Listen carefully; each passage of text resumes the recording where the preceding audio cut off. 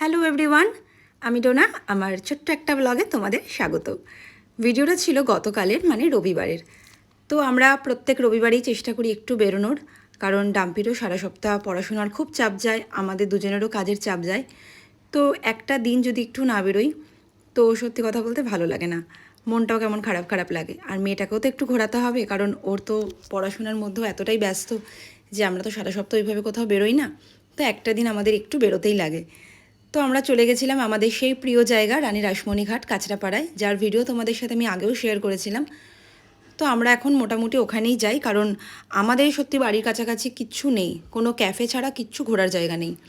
তো আর ক্যাফেতে গিয়ে ওই এসি রুমে চার দেওয়ালের মধ্যে বন্দি ভালো লাগে না, একটু খোলামেলা পরিবেশই ভালো লাগে।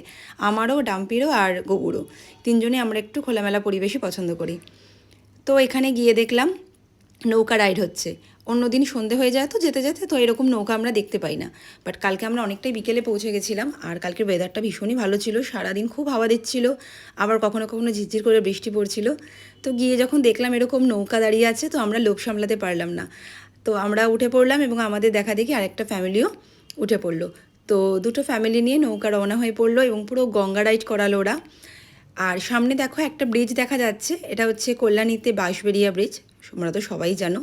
তো ওই ব্রিজের কাছাকাছি পর্যন্ত নিয়ে গেছিলো নৌকাটা, ওখান থেকে ঘুরিয়ে আবার রানী রাসমণি ঘাট পর্যন্ত ব্যাক করেছিল, এবং পার হেড ওরা 50 টাকা করে নিয়েছিল। তো ওয়েদারটা এতটাই ভালো ছিল এবং গঙ্গার মধ্যে এরকমভাবে যেতে এতটাই ভালো লাগছিল, মানে মনটা পুরো ভালো হয়ে গেছে। তো তারপরে ওখান থেকে বেরিয়ে আমরা, ডাম্পি বলল একটু নৌকা চড়বে, নৌকা বলতে ময়ূর, সরি, ময়ূর রাইড চড়বে। তো ওইখানে চড়তে চড়তে অলরেডি দেখলাম মেঘ করে এসছে, একটু ঝোড়ো হাওয়াও দিচ্ছে, তো ভাবলাম যদি বৃষ্টি নামে তো আমরা ফেসে যাব। তো ওখান থেকে আমরা তাড়াতাড়ি করে বেরিয়ে একদম বাড়ির উদ্দেশ্যে রওনা হয়ে গেলাম, কিন্তু আবার আসার পথে রাস্তায় বৃষ্টিও নেমে গেল। তো একটু দাঁড়িয়ে গেছিলাম, তো বৃষ্টিটা বেশিক্ষণ হয়নি কালকে। তো সেখান থেকে আবার সোজা বাড়ি। ও মাঝ রাস্তায় দাঁড়িয়ে একটু ফুচকাও খেয়েছিলাম, বেরোবো কিন্তু কিছু খাবো না তা তো হয় না, তো ফুচকা খেয়ে একদম সোজা বাড়ি।